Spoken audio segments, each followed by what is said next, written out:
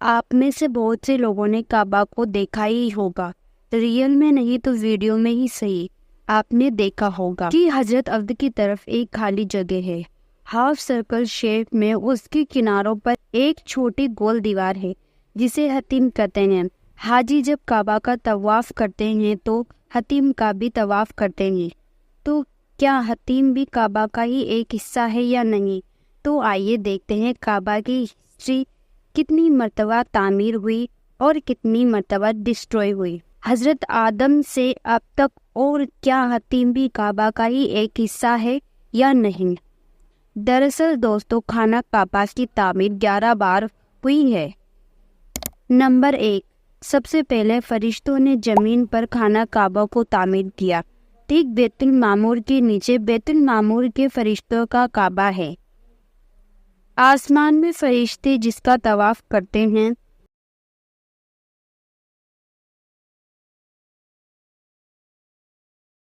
Number 2، حضرت آدم علیہ السلام نے اس عمارت کو تعمیر فرمائی۔ نمبر 3، اس کے بعد حضرت شیش علیہ السلام نے اس کعبہ کو تعمیر کیا۔ جب نوح علیہ السلام کے قوم پر پانی کا عذاب آیا، آسمان سے بہتر بارش ہوئی اور زمین سے پانی کے فوارے بہہ پڑے، ہر چیز ٹوٹ پھوٹ ہو گئی، کعبہ کی عمارت بھی غائب ہو گئی، جو کہ کئی 100 سال تک دوبارہ کعبہ کی جگہ کوئی عمارت نہیں بنائی گئی۔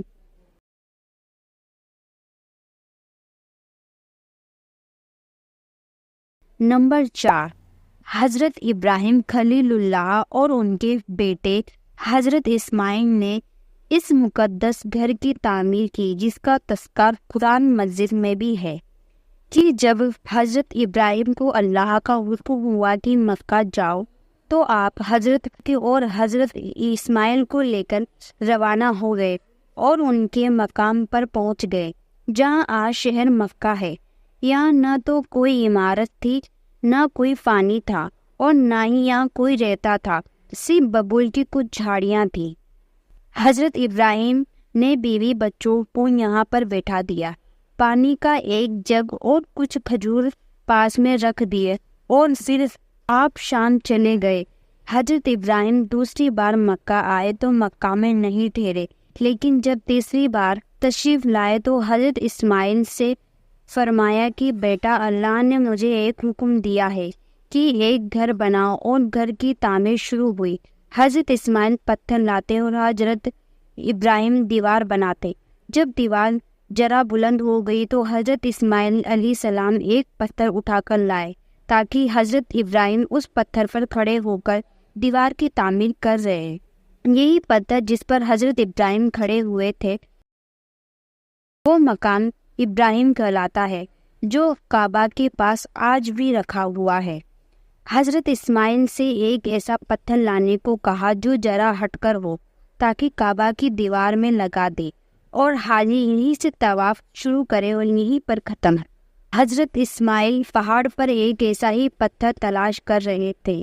حضرت جبرائیل جنت کا ایک پتھر لائے جس کا نام حجر عبد ہے، حضرت اسماعیل کو دیتے ہوئے، اور پھر حضرت ابراہیم کو اس کو کعبہ کی دیوار میں لگا دیتے ہیں۔ جب حجر اسود جنت سے اتر کر آیا تھا تو یہ چاند کی طرح سفید تھا اور موتی کی طرح چمک رہا تھا۔ آخر وہ کالا کیسے ہو گیا؟ اگر آپ یہ جاننا چاہتے ہو تو کمنٹ کر ضرور بتائیں، ہم اس پر پورے وستار سے ویڈیو بنائیں گے۔ خیر، حضرت ابراہیم کا بنایا ہوا گھر گارا اور چونا اس گھر میں استعمال نہیں ہوا تھا، پر آپ نے کعبہ کے اندر داہنی طرف ایک گہرا گڈھا کھودا تھا جو کنویں کی طرح تھا۔ اس کی گہرائی تقریباً 8 فٹ تھی۔ کعبہ پر جو چڑھاوا آتا تھا وہ اس گڈھے میں اسٹور کیا جاتا تھا۔ خانہ کعبہ کی کوئی چھت نہیں تھی اور نہ ہی اس میں کوئی لکڑی یا دروازہ تھا۔ آپ نے ایک جگہ چھوڑ دی تھی تاکہ لوگ اسے کے اندر سے داخل ہو سکے، اور روایت ہے کہ آپ نے خانہ کعبہ کی تعمیر 5 پہاڑوں کے پتھر سے کی تھی۔ حضرت ابراہیم نے کعبہ کو اسکوائر شیپ میں نہیں بنایا تھا جیسا کہ آج کے ٹائم پر آپ دیکھتے ہیں۔ حتیم جو ہاف سرکل شیپ میں ایک راؤنڈ ہے، وہ بھی کعبہ کا ہی ایک حصہ ہے۔ 5ویں مرتبہ قوم مالکہ نے کعبہ کو تعمیر کیا تھا، 6ٹی مرتبہ قبیلے جرمن نے اور 7ویں مرتبہ خرشین نے، لیکن ان تینوں کی تعمیر کا تذکرہ ہسٹری کی کتابوں میں نہیں ملتا۔ 8ویں مرتبہ خرشین نے خانہ کعبہ کی تعمیر کی، جبکہ رسول اللہ کی عمر 35 سال کی تھی۔ خرشین نے خانہ کعبہ کے لیے جو حلال مال کر کے چندہ اکٹھا کیا تھا وہ کافی نہیں تھا، پیسہ کم پڑ گیا، اس لیے انہوں نے 3.23 میٹر جگہ چھوڑ دی اور اسے خالی جگہ کو ایک چھوٹی گول دیوار سے گھیر دیا گیا، جیسا کہ آپ نے دیکھا ہوگا کہ، اور اسے حتیم کہتے ہیں، تاکہ لوگ یہ پتہ رہے کہ یہ کعبہ کا ہی ایک حصہ ہے اور لوگ طواف کے وقت اس کے اندر نہ جا سکیں۔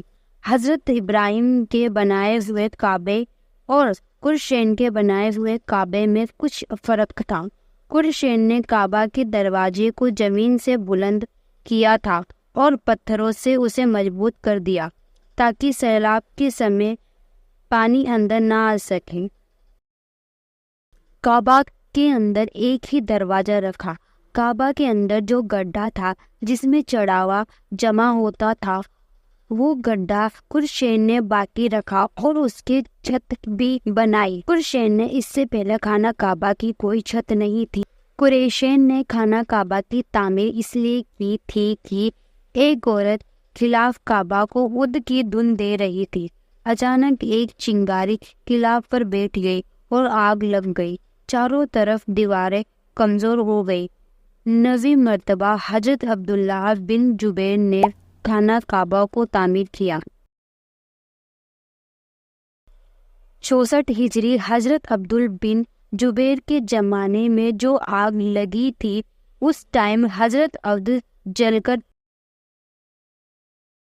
3 ٹکڑوں میں ہو گیا،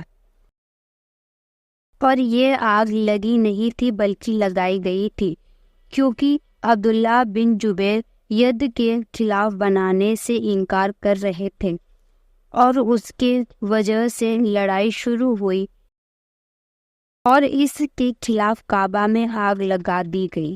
کعبہ جل گیا، اس کی دیواروں میں لکڑیاں لگی ہوئی تھی جس کی وجہ سے دیواریں جل کر راکھ ہو گئی۔ یہ واقعہ 3 ربیع الاول 64 ہجری کا ہے۔ حضرت عبداللہ بن زبیر نے بیت اللہ کی تعمیر کے لیے 3 دن تک استراح کیا، پھر کعبہ کی بالکل زمین کے برابر کر دیا۔ اس کے بعد حضرت عبداللہ بن زبیر نے خانہ کعبہ کو از سر نو تعمیر کیا، بالکل اسی طرح تعمیر کیا جس طرح حضرت ابراہیم نے تعمیر کیا تھا۔ حتیم کو کعبہ کے اندر شامل کر لیا گیا۔ حضرت عبداللہ نے کعبہ کے 2 دروازے بنائے، ایک کعبہ کے اندر داخل ہونے کے لیے اور دوسرا باہر نکلنے کے لیے۔